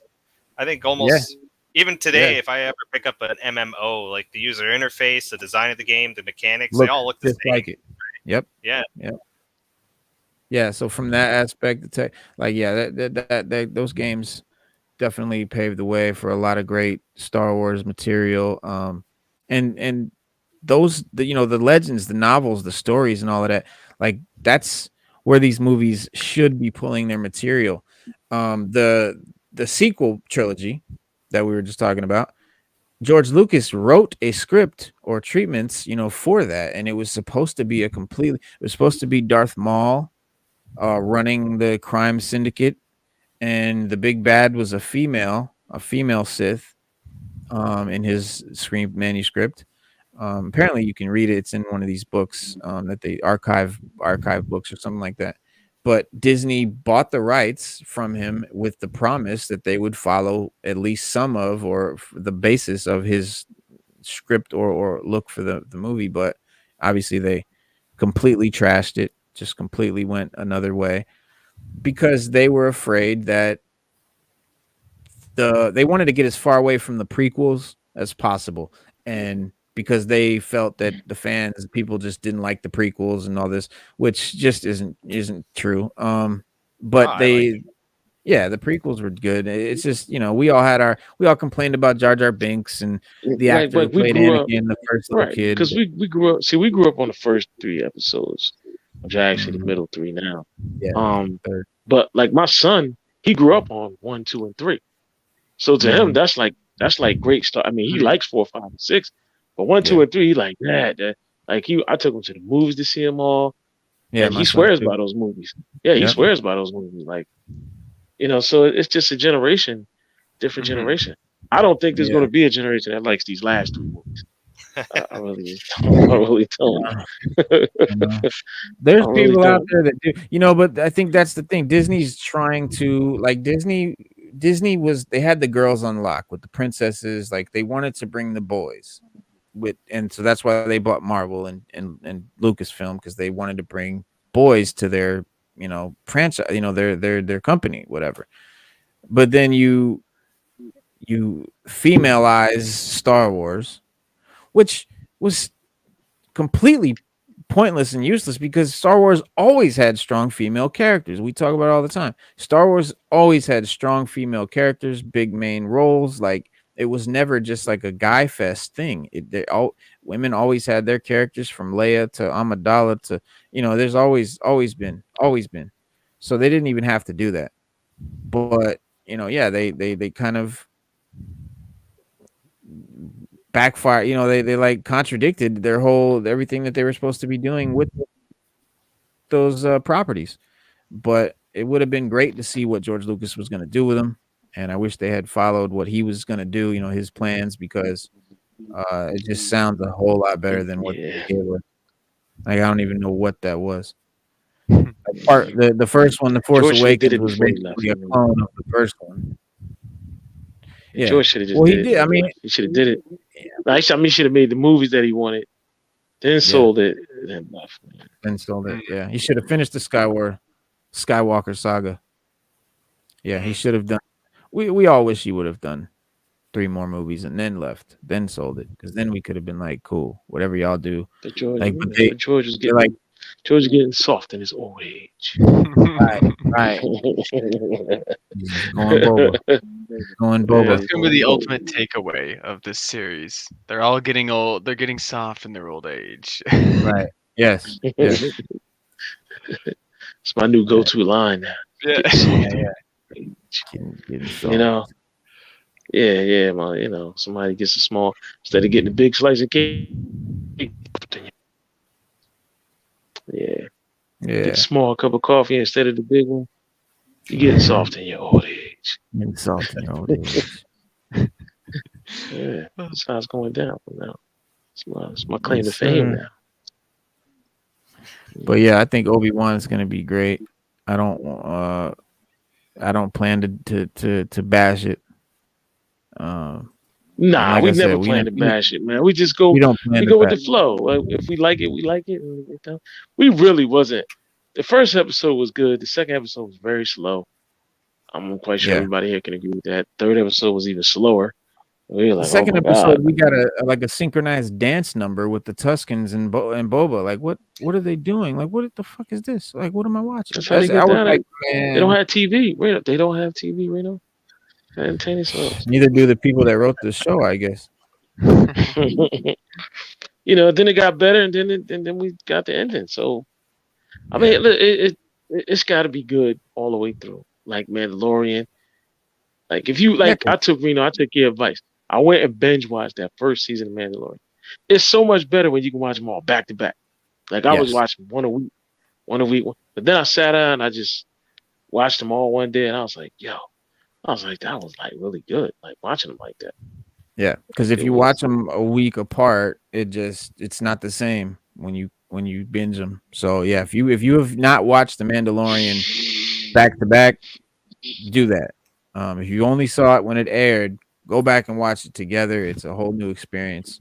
Yeah, it is. It's got a great soundtrack. Great soundtrack. It does. Yeah. It does. Yeah, I mean, and you know, I can't say enough good. Mandalorian was like the savior of Star Wars, like straight up. Like the sequels and, you know, Solo, and like they had all these bombs, and like people, you know, just people were giving up Star Wars, and a lot of fans were like, I'm done with Star Wars. Like, Star Wars is over. Like, people were saying that, which I was never saying that, because I'm still gonna rock with Star Wars regardless. But you know, because there's always books and comics. Like, I'm gonna still rock with Star Wars. But yeah, I mean, Mandalorian came out, and it kind of brought it back. It brought a lot of the fans back. Brought the fan base back to Star Wars, and that's why I'm so hard on Boba, because we were on a roll. Like, what are you doing, man? You fucking shit up. Yeah. But hopefully next season, you know, we'll get maybe Filoni back on deck and get somebody else to do it. Obi-Wan will be good. Obi-Wan will be good. I know it will. Don't forget, we got Moon Knight coming up. We got Obi-Wan coming up. We got Chaos coming up. Multiverse of Daredevil's in the works. Yeah, then we got the movies. We got the Multiverse of Madness coming up. And surprisingly, speaking of that, Robert Pattinson went on record today saying that he's ashamed because he did not know Batman was a detective, and a great one at that. Wow. I said he felt ashamed. Said he felt ashamed. And he should. He said he felt ashamed. Said he felt ashamed about it. He said he thought Batman was something different. He said he's always heard it. You know, but then he said when he, you know, the way they did the movie, like he said, you don't really get to watch it. But then he said it was like we were saying binge watch. Like, he was like, you know, we do it scene by scene. But then he was like, when you go back and he was like, you watch the movie, the Batman, he was like, Batman's like this great detective. Like, and then he said, I went and read some comics, and I was like, he really is. He's supposed to be the world's great. He said, I never knew that. He said, I never knew that. He said he never realized And he never knew that Batman was the world's greatest detective. But you played Batman. Yeah. But there you go. Like it's nice if you know the content, you know, to if Like you know Heath the Ledger, franchise before you right? make Like it. Heath Ledger said when he played Joker, he said he went to Mexico or something. I think Mexico or something. Locked himself in a room and he read Joker comics. He read everything he could about the Joker. Read, and then he said he came. That's how he came with the laugh and all. And then he said he just came up with a good version of Joker based on everything he read. And everybody that said when they were on the set, they said it was scary because they said they would go like action, and they said he would just like transform like right in front of your eyes, like in character, like wow, they were like it was like really scary, like it was like, and he really played that role like to the T. We say he did that for months. Yeah. So Robert Pattinson should have went and locked himself up and became Batman. I look forward to seeing his depiction of Batman. I've seen him in some more recent work, Tenet and The Lighthouse, and both of those. The Lighthouse in particular was an amazing showcase of ability. Him and Willem Dafoe, like I was like, whoa, creepy. Yeah, Lighthouse was really good. Yeah, Lighthouse was really good. Yeah, it's those movies that make me pumped for Pattinson. And Matt Reeves, the director, he did that Planet of the Apes trilogy, and that's one of my favorite trilogies in recent years. Like, it was just that was good too. Yeah, Caesar. I was like, whoa. So when I heard Matt Reeves is doing a Batman movie, I'm like, oh, I don't care who's in it or what, I'm in. Like, yeah, me too. It's gonna be good. I mean, it looks cool. It looks dark. It looks gritty. It's year one. It's, you know, he's got like a muscle car, Batmobile. Right. It's gonna be beating the shit out of dudes. Accurate. Nah, I agree. Yeah, it's supposed to be a lot. Batman was a lot more grittier when he was younger. You know, but he was unpolished. He was, you know, we get the polished version, and this is the unpolished version because he, you know, like you said, he's got a muscle car that's just souped up to the max. You know, before he built the Batmobile, it's just a lot. It's a lot going on. Right. They were talking about Boba Fett and Grogu. Sorry, the Grogu Jedi theory on Screen Rant. It said it's previously been, and we talked about this, it's previously been theorized that Grogu could become the second ever Mandalorian in Star Wars. So because the first Mandalorian or Mandalore, the guy that had the Darksaber, was a Jedi first, and so he was a Mandalorian second. And it said it's the Book of Boba Fett further support the idea that after Mandalorian Season 2's ending, Grogu has set back on the path to becoming a Jedi, nearly 30 years after he was smuggled to safety from the Jedi Temple during Order 66. Even with that, though, he's just still a child of 50. Grogu's future remains clouded and uncertain, with no indication of exactly how long he'll spend with Luke. The darkest possible Grogu theory, of course, is that he ends up in Luke's new Jedi Academy and is either among the students massacred by Kylo Ren or is somehow miraculously saved once more. Such events are still around 18 to 19 years away in the Star Wars timeline, though, and as Grogu is one of, if not the most popular and merchandisable character of the Disney Star Wars era, then it's likely much more of his story will be told before then, and likely deal with his fate away from Luke's fledgling Jedi Order. But, you know, like we were saying, we kind of have our answer to that. We kind of have our answer to that with the movies, right? Because Kylo Ren was supposed to be his first students. Kylo Ren and they were his first students. I mean, so we know Grogu couldn't have been. Yeah, that was part of his first run of students. So Grogu couldn't have been. Unless he maybe came back. It was saying that Grogu was killed by Kylo Ren. Because Kylo Ren, remember, he killed all of Luke's other students. Right. So it's saying that Grogu would have been one of those students. You know, maybe his first student. I'm thinking Grogu becomes a Mandalore. Well, now we know. A Jedi Mandalore. I'm thinking he becomes a Jedi Mandalore. Yeah, now we know I'm thinking that somehow he shows Mando how to use the dark saber, Mm-hmm. and or Boba takes the dark saber, because didn't Django somehow had a dark saber before that? Nah, I mean Django was a Mandalorian though. Didn't he hang out with the Boba's Mandalorians for a not. little bit? Yeah, Didn't he yeah, hang out with them for a Django. little bit? Yeah, I see. I Yeah. don't remember like Clone Wars. Like I watched it when it was out. I've never rewatched it, so I don't remember exactly the details. But that's where it would have took place.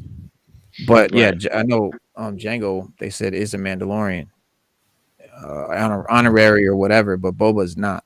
Boba's never been a Mandalorian. Never claimed to be. He just wears that armor that looks like it. You know, it was his father's Right. helmet. It was his father's armor. Right. It was his father's armor. Right. So that's why then Jarhan gave it to him. Like he was like, look, he was like, you can't have that armor. And then when he told him that's dad's armor, he was like, oh, all right, I guess so. But at the same time, we know Django spent some time. He might have had a dark saber because we still don't know how Bo-Katan got it. We know it was given to her. So maybe Django found it and gave it to her. And then that's what put him in the ruin. And maybe, like they said, we might get another. But it don't matter if Django had it or not because it's not passed down to your children. Like it's not a family heirloom. But it has to be earned. And they said Bo-Katan it has to be won in battle. You have never to earned it. Right. She never won it in battle. They gave it to her and she ruled over Mandalore with it. Right. So Boba would have to beat Mando in a battle to get the saber. Right. But Boba doesn't want it. No. And I think Django died before the animated series, timeline-wise, because it goes Attack of the Clones, the series, and then Revenge of the Sith. So Django's already kaput. Yeah, he cut his head off way before. Yep, that's right. So we got to find out when. Right, we just got to find out when Bo-Katan. But that's it. Now, did they go and destroy Mandalore during the Clone Wars?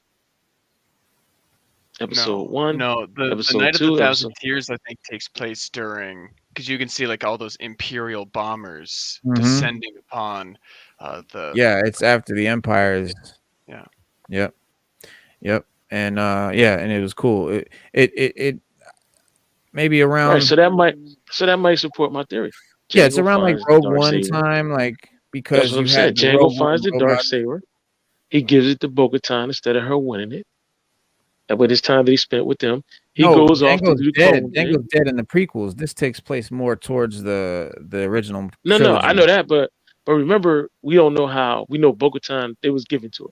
So maybe Django gave it to her before. Given to her, because her family was leading Mandalore at the time. Like her family is the leader of Mandalorian. So like I think it passed down. I think her like older relative that was the leader that had the sword gave it to her.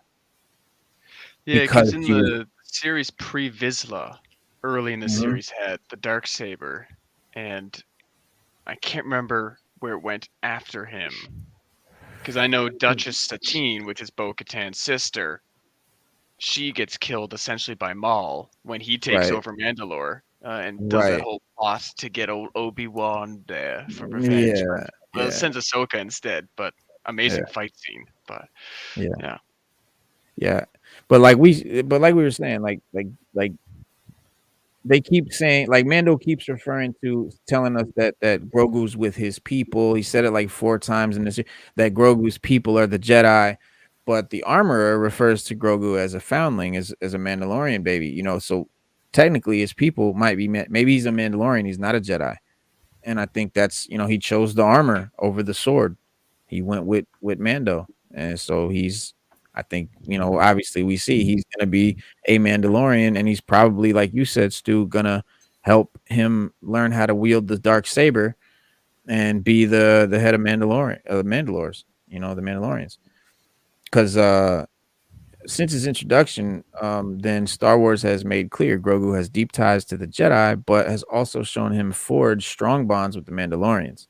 Given he was taken in as a foundling by Din and was being raised and protected by him, combined with his force sensitivity, then it led to the theory that Baby Yoda would be the second Mandalorian Jedi in history, something the Book of Boba Fett episode 5 lends more weight to.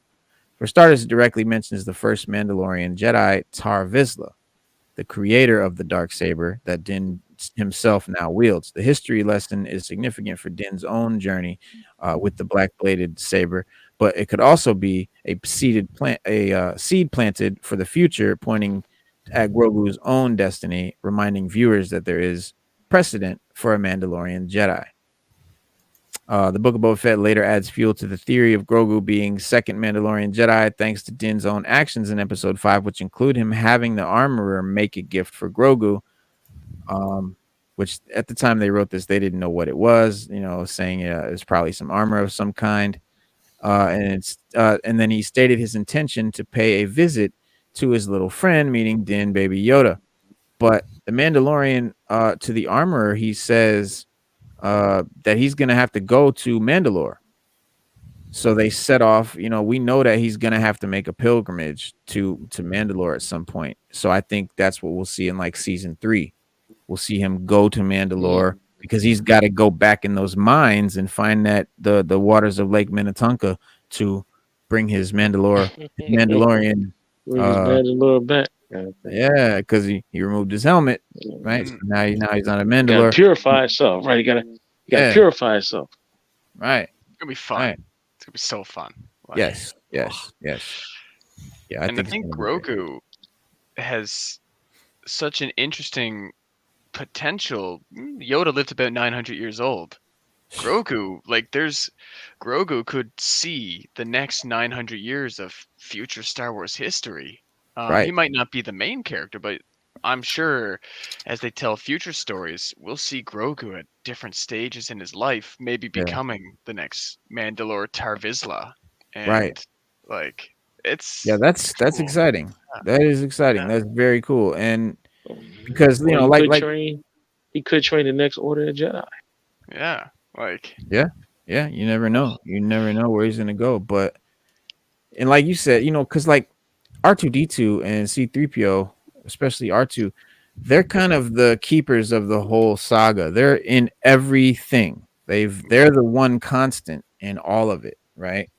So maybe Grogu sort of takes over that mantle of being that one constant side character. He's always there. He's kind of the watcher. He's kind of, the storyteller of the whole thing.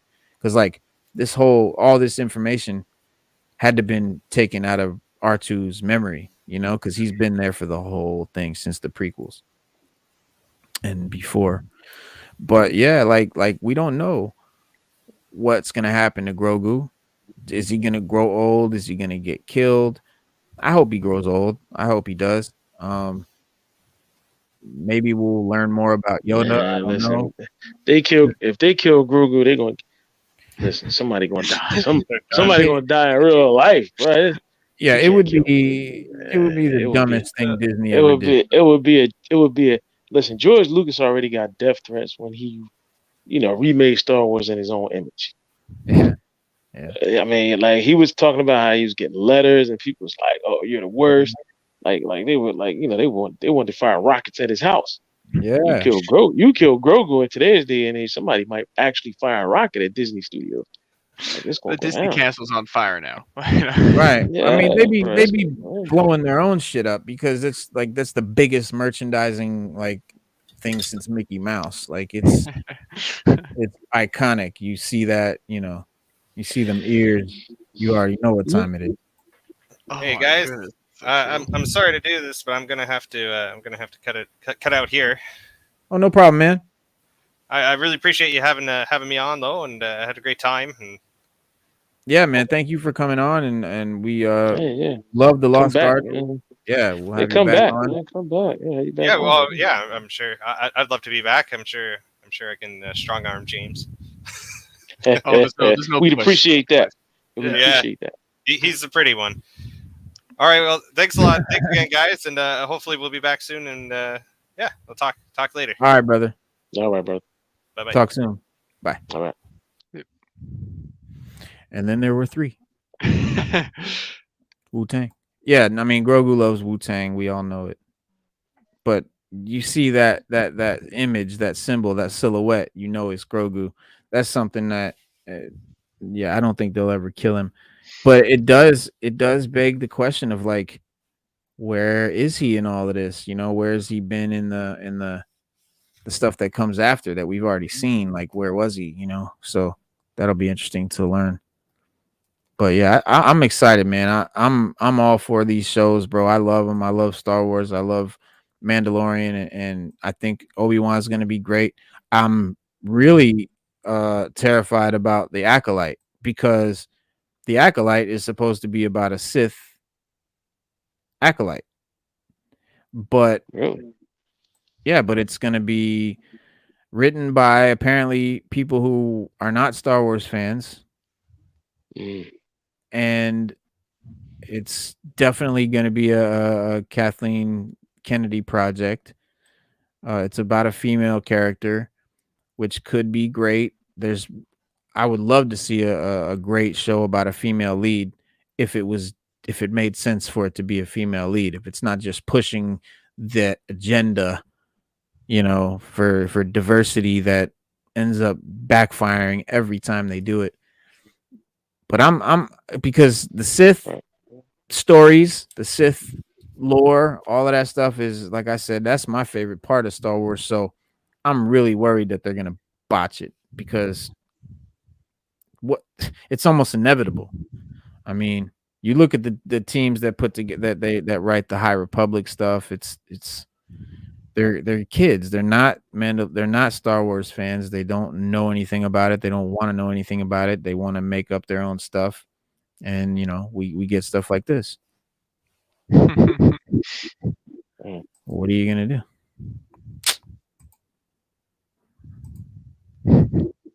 We got the Kraken from Clash of the Titans. Hell yeah. You can't tell me that's not based on the Kraken. What'd you say, Stu? Mixed with Goro from Mortal Kombat. Goro, yeah. I watched it again. I didn't realize before that it actually gets on 4 of its. All 4, yeah, gets on. Limbs, yeah. It looks like a Minotaur, not a Minotaur, a Centaur. The half horse. Mm-hmm. Yeah, creepy, scaly centaur. Right, very cool. But yeah, man, I don't know. I guess that does it for our show, and we I think did Boba as much justice as it was due. And now time for a word from our sponsors. Oh yeah, coming through with Michelle and crew. 2 cents for a case, give me St. Anne's brew. In the midst of broken bottles and crushed up cans, met the cows in the jam, or I'll try with St. Anne's in my system, crack another, I'm blessed. Let's go get the next one and get over. The object is to stay sober, lay on the sofa, better yet, down my shoulder. Be champ, stressed out, could never be son. Ricochet jelly, hit the deli for a cold one. Naturally blessed, yes, my rap is like a laser beam. Yo, we got to do that. Yeah, we got to bust that every show. But it is hip hop and comics. Yes, sir. Let's talk about it. But all right, man. We'll be back, guys, for Saturday for DC Power Hour at 6:30 p.m. Eastern Standard Time, and then Monday we got a special guest, Grap Lover, the youngest soul brother, who is younger brother to Pete Rock, the one of the best hip hop producers of all time. He'll be on. Yeah, he'll be on with his daughter, who has her own YouTube channel that we're going to talk about and promote. And so that'll be Monday. And then we'll be back Wednesday again for indie hip hop and comics. So remember to check us out Monday, Wednesday, and Saturday at 6:30 p.m. Eastern Standard Time. We always got something dope for y'all. James, it was great to meet you and talk with you, man. And great having me here. It was 10 out of 10 fun. Awesome. Hey man, awesome. Listen, we hope to get you back, man. Have some more. 100%. Send me a message. Right. We will do that. All right. That's it. All right, guys. Peace out. Soundwave says salute.